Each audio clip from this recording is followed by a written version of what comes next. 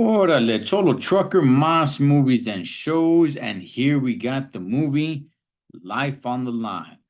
Now, I've never heard of this movie before. It just kind of came across my feed. I saw that John Travolta was in it, and I'm like, all right, let me check out the trailer. So I checked out the trailer, and I'm like, wow, this looks actually pretty damn interesting, man. Let me go ahead and check it out. So let me go ahead and tell you guys, this movie came out in 2015, and it is an hour and 37 minutes long. Let me go ahead and read the description for you guys here. After a family tragedy, Bo rises to be a foreman in a Texas lineman team, upgrading overhead power cables and preventing disasters. However, there is a friction when his college-bound niece, Bailey's on and off relationship with her boyfriend Duncan joins the crew, while another new recruit is hiding PTSD symptoms.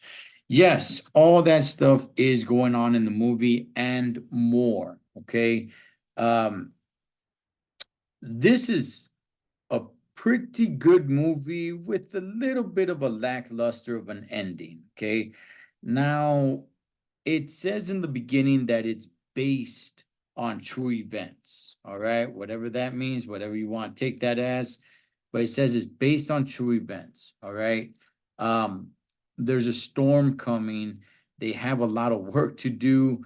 They're on them. They're on Bo, which is played by John Travolta. He is the main character of the movie, and his crew, right?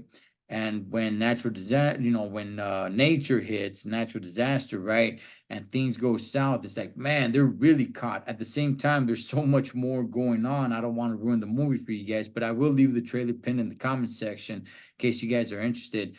Um, man, he's really left to make a tough decision. But I'll tell you guys this, man. Overall, it's a pretty interesting movie. The movie starts in 1999.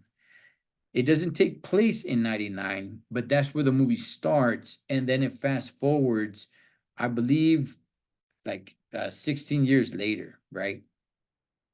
And it makes sense all the way through and through. The part in 1999 is a little bit heartbreaking. You're like, holy smokes, that's the tragedy that it's talking about here in the description. Now, I went ahead and I watched this movie on Amazon Prime, but you could go ahead and find it on Freevee, YouTube TV, Google Play Movies and TV. It's on a few different Fandango at home. It's on a few different platforms. I enjoyed this movie. I do recommend it, but I'm not gonna give it like a hard recommendation. Okay. The story is good. I do like it. I do like the fact John Travolta's character. He's somewhat a little bit of a party guy. He's when it first starts, right? And he kind of relies a little bit more on his brother to kind of get him here and get him the job and see what he can do for him. And then boom, you fast forward so many years, and John Travolta has become the guy. He's the man, he's the boss, he's the foreman, and he's raising up his niece, man. And I think it's a pretty damn good story. The ending, like I said, I was expecting more. I really was, man. I thought there was gonna be more, especially how they were leading up to it. There's a countdown, right, in the movie. Whenever it switches scenes to another day, it will tell you right there, 10 days till the storm, 5 days till the storm, 3 days till the storm, day of the storm. And it's like, oh wow, this something major is gonna happen. And while I mean something major did happen, it was still a little bit, like I said, it was still a little bit, it felt a little short for me. I'm like, I was expecting like a lot more. I was expecting like some real natural disasters happening here, and that's not what really happened. Although Travolta, like I said, he was forced with a tough decision because a lot that was going on. The PTSD guy, he's not really in Travolta's coattails here. He's kind of off doing his own thing. He's not really working with Travolta's character, Bo. So it's not like he really ever has to deal with him. He is in the story and he is part of the storyline, especially his wife.